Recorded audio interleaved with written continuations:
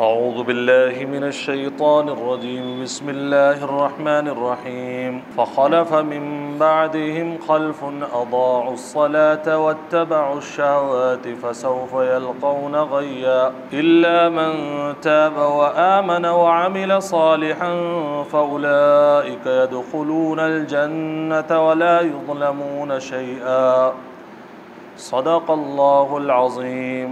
یہ پارہ 16واں پارہ ہے اور سورہ مریم چل رہی ہے۔ اللہ تعالیٰ ارشاد فرماتا ہے فَخَلَفَ مِن بَعْدِهِمْ خَلْفٌ أَضَاعُوا الصَّلَاةَ، پھر ان کے بعد ناخلف اور نالائق لوگ آئے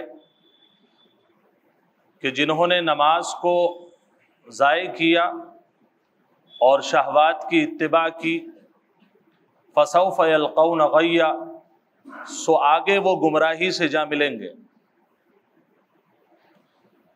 اس سے پہلے اللہ تبارک و تعالیٰ نے بنی اسرائیل کے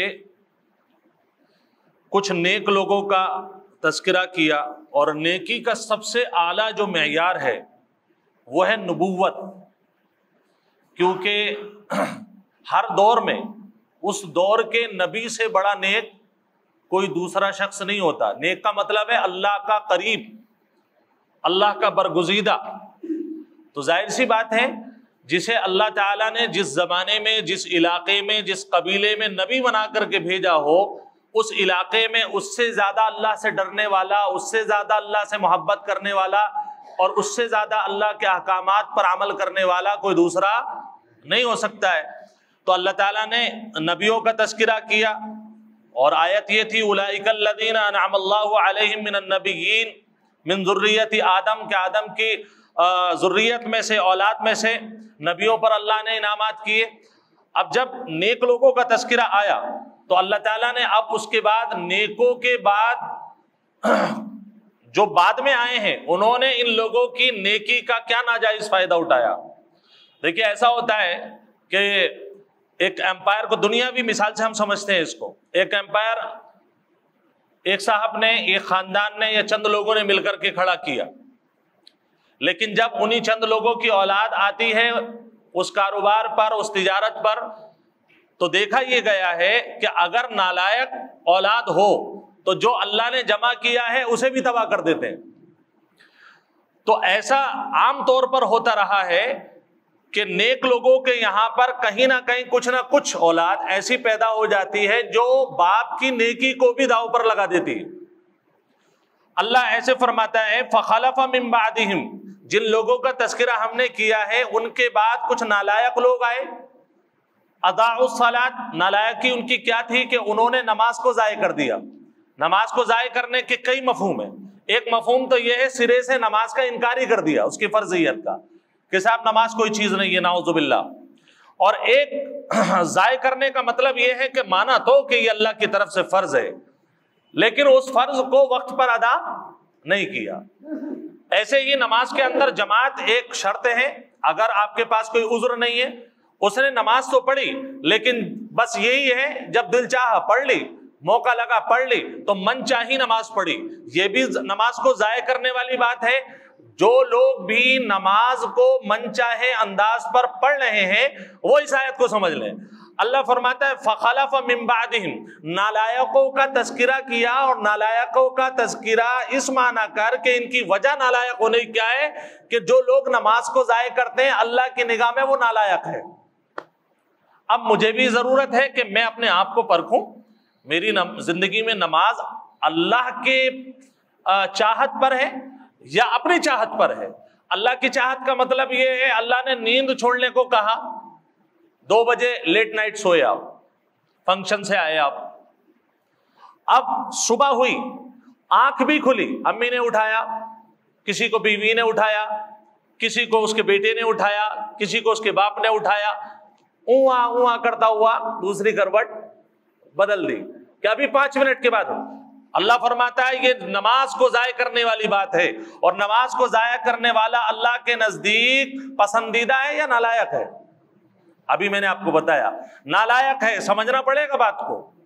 اور نالائق کا مطلب وہ نہیں ہے جیسے ہمارے یہاں پیار میں کہہ دیتے ہیں ارے بڑا نالائق ہے بھائی. اللہ کے یہاں نالائق کا مطلب سیدھا سزاوار. اللہ کے یہاں نالائق کا مطلب جہنم کے قریب رہنے والا. یہ آسان بات نہیں ہے کہ اللہ کسی اپنے بندے کو نالائق کہے اور وجہ آپ کو بتا دی کہ میرے یہاں پر نالائق بننے سے بچنا ہے تو نماز کو قائم کرو. ارادہ کیجئے کہ انشاءاللہ وقت پر نماز پڑھیں گے انشاءاللہ, اور جماعت کے ساتھ نماز پڑھیں گے انشاءاللہ. واتبعوا الشہوات, اور نالائقی کی ایک وجہ یہ بھی ان لوگوں کی کہ یہ شہوت پر یعنی خواہشات پر عمل کرتے ہیں. خواہشات کیا ہے کہ ابھی مسجد میں آ گئے تو الحمدللہ ٹھیک ہے نماز پڑھ لی, باہر گئے کوئی حور پری نظر آئی اس کے پیچھے نکل لیے, اس کا فون نمبر تلاش کرنے میں لگ گئے, کون سے محلے میں رہتی ہے, کس جگہ رہتی ہے, یہ سارے کام ہمارے جوان کر رہے ہیں.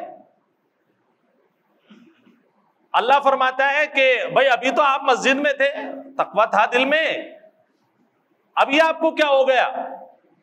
اندر سے ایسا نہیں ہے کہ یہ نماز روکتی نہیں, اندر سے بات آتی ہے کہ بھئی ہمیں ایسا نہیں کرنا چاہیے, اب تو داڑھی سفید ہوگی چھوڑ دو, ابھی تو نماز پڑھ کر کہا ہے ابھی تو ایسا نہ کرو, لیکن وہ شیطان جو ہے غالب آ جاتا ہے اور پھر ہم غلط راستے پر چل دیتے ہیں. اللہ فرماتا ہے شہوتوں پر اگر تم اتباع کرو گے, اس پر چلو گے تو اللہ کے یہاں نالائق اور ناخلف سمجھے جاؤ گے. اور سنو فَسَوْفَ يَلْقَوْنَ غَيًّا, اور اس کا جو گناہ ہے, اس کا جو رزلٹ ہے, اس سے تمہاری ملاقات ہو کر کے رہے گی. یہ اللہ نے دھمکی دی ہے. اگر آپ یہ سمجھ رہے ہیں کہ صرف ہم نالائق کہہ کر کے چھوڑ دیں گے آپ کو, تو یہ آپ کی غلط فہمی ہے. اس گمراہی سے, اس کے نتیجے سے آپ کو نمٹنا پڑے گا. اللہ میری اور پوری امت کی حفاظت فرمائے. الا من تاب وآمن وعمل صالحا, مگر اللہ دیکھیے کتنا رحیم ہے کہ اگر ابھی گناہ ہو گیا ہے, نماز سے پہلے کہیں کچھ ایسا ہو گیا تھا, فیس بک پر کسی کو فالو کر لیا تھا جو کہ نالائق ہے, ناجائز ہے, جس سے ملاقات, تو فرماتا ہے توبہ کر لو. الا من تاب, توبہ کرو گے معاف کر دوں گا. جو ناجائز تعلقات ہیں مرد کے عورت سے, عورت کے مرد سے, توبہ کر لو, وہ بھی معاف کر دوں گا. زنا ہو چکا ہے, اگر ابھی بھی شعور آ گیا کہ میرے رب کی طاقت بہت بڑی ہے, ہو سکتا ہے کہ اس زنا کی بنیاد پر اللہ نامرد بنا دے, اس سے پہلے توبہ کر لو. الا من تاب, مگر وہ شخص جس نے توبہ کی اور ایمان لایا, وعمل صالحا, اور نیک عمل کیے, فاولئک يدخلون الجنہ, تو یہ لوگ داخل ہوں گے جنت میں, ولا یظلمون شیئا, اور ان پر کچھ بھی ظلم نہیں کیا جائے گا. ایک بات ہے جو میں نے پہلے بھی شاید عرض کی تھی, دوبارہ عرض کر دیتا ہوں. دیکھیے ہماری شان میں اگر کوئی گستاخی کرتا ہے, پھر وہ آ کر کے معافی مانگتا ہے, اور ہم میں سے کچھ لوگ وہ ہیں جو معافی نہیں کرتے. چل بھائی اب تیرا میرا کٹ بالکل, میں کبھی زندگی میں تجھے معاف نہیں کروں گا, میرے پاس مت آنا دوبارہ. اللہ ایسے لوگوں سے ناراض ہوتا ہے, خوب سمجھ لیجیے. اللہ کہتا ہے میں بھی معاف کرنے والا ہوں, تم بھی میری صفت پر آ جاؤ, تم بھی معاف کرنے والے بن جاؤ. ارحموا من فی الارض یرحمکم من فی السماء, تم دنیا والوں پر رحم کرو, آسمان والا تمہارے اوپر رحم کرے گا. لیکن اگر ایسا نہیں ہوا, ایک شخص وہ ہے جس نے آپ سے معافی مانگی, آپ نے کہا ٹھیک ہے معاف کر دیا, لیکن پھر بھی کل کو وہ آپ کے سامنے آتا ہے تو آنکھیں پھر بھی ہماری بدلی بدلی سی ہوتی ہیں, یار جن نے تکلیف تو دی تھی نا, اب اسے کہاں رکھیں. یہ جو کیفیت ہے نا, معاف کرنے کے بعد بھی دل کے اندر کہیں نہ کہیں گوشہ ابھی باقی ہے. اللہ فرماتا ہے میرے یہاں پر ایسا نہیں ہوگا, جب میں معاف کر دیتا ہوں تو مطلقاً معاف کر دیتا ہوں, پھر میں پچھلے گناہ پر کوئی پکڑ. یہ ہے غفور الرحیم. اللہ یہ نہیں کہے گا بھائی تم نے پہلے گناہ کیا تھا, میں نے تمہیں معاف کر دیا تھا, لہٰذا گناہ کی وجہ سے. ایک آدمی وہ ہے جو گناہ کر کے معافی مانگ رہا ہے, ایک آدمی وہ ہے جس نے گناہ کیا ہی نہیں. اللہ کہے گا جو بھی میرے پاس توبہ کر کے آئے یا گناہ نہ کر کے آئے, میرے یہاں دونوں کے یہاں انعام برابر ہے. کیونکہ مطلب یہ, مقصد یہ ہے کہ جب آئے تو اللہ سے معافی مانگ کر کے آئے, بس. پچھلے گناہ کی کوئی اللہ کے یہاں پر پکڑ نہیں ہوگی اگر توبہ کر لی. اللہ فرماتا ہے توبہ کرنے کے بعد اور کیا ملے گا؟ جنات عدن التي وعد الرحمن عباده بالغیب. اللہ فرماتا ہے عدن کی جنت, بسنے والی جو جنت ہے جس کا وعدہ کیا رحمان نے اپنے بندوں سے بغیر دیکھے. یعنی بندوں نے دیکھا نہیں تھا جنت کو، جب توبہ کر کے جائیں گے اور اللہ کے ڈر سے زنا چھوڑا، اللہ کے ڈر سے سود چھوڑا، اللہ کے ڈر سے ماں باپ کی نافرمانیوں کو چھوڑا، اللہ کے ڈر سے پڑوسیوں کے حق ادا کیے، پھر جب جائیں گے، اب تک تو دنیا میں تو صرف ہم نے سنا ہی سنا ہے نا، اللہ جنت دے گا، اللہ معاف کر دے گا، اللہ حوض کوثر پر جام دے گا، یہ سب سنا ہے، اور جب سامنے آئے گا نا، ریئلٹی سامنے آئے گی، تو اللہ فرماتا ہے انہو کان وعدہ مأتیا، تمہارے رب کا جو وعدہ ہے نا، اس کا وعدہ وہ پہنچ کر کے رہے گا، وہ ہو کر کے رہے گا، اور اس وقت انسان دیکھے گا تو خوشی کے مارے پھولا نہ سمائے گا، اے اللہ جتنے وعدے ہوئے تھے سب سچے ہو گئے۔ موقع کیا ہے؟ انعام کس بات پر ہے؟ توبہ پر۔ التائب من الذنب کما لا ذنب له، اللہ کے حبیب صلی اللہ علیہ وسلم فرماتے ہیں لوگوں، توبہ کی صفت اللہ کو اتنی پسند ہے کہ بندہ جب توبہ کر لیتا ہے اللہ ایسے معاف کر دیتا ہے جیسے کہ اس نے کبھی کوئی گناہ کیا ہی نہیں۔ آ جاؤ توبہ پر، اللہ بلا رہا ہے، لا يسمعون فيها لغوا الا سلاما، اللہ فرماتا ہے کہ جب جنت دوں گا تو جنت کے اندر کھٹ کھٹ نہیں ہوگی،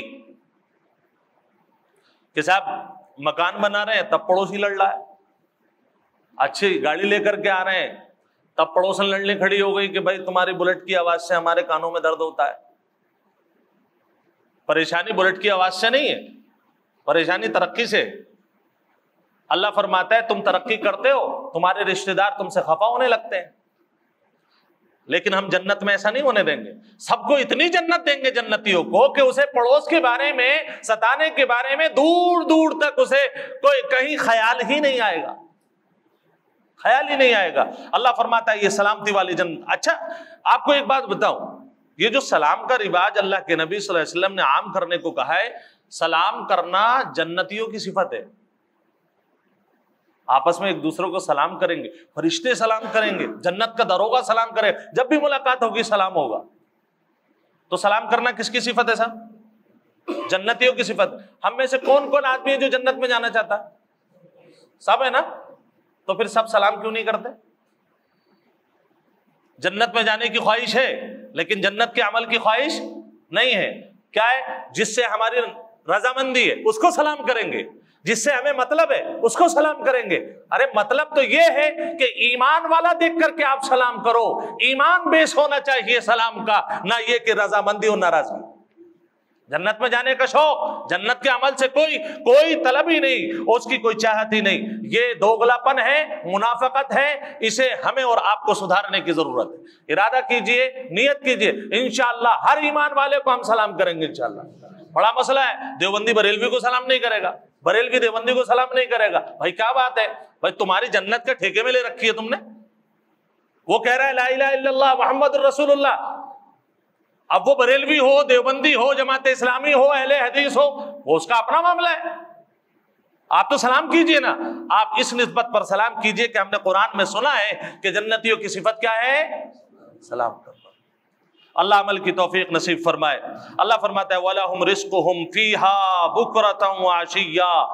اب سوال یہ ہوتا ہے، تھوڑا سوال اٹپٹا ہے لیکن میں آیت کو سمجھانے کے لیے آپ کو کر رہا ہوں۔ بھائی ساری چیزیں تو آپ نے جنت کی بتا دی، روٹی ووٹی بھی ملے گی جنت میں؟ نہیں ملے گی۔ بھائی مکان تو بتا دیا آپ نے، کھانے کا بھی تو سوال ہے، 2 ٹائم کا کھانا نہیں ملا تو پھر جنت کس کام کی؟ اللہ فرماتا ہے فکر مت کرو، کھانا سب سے پہلے ملے گا۔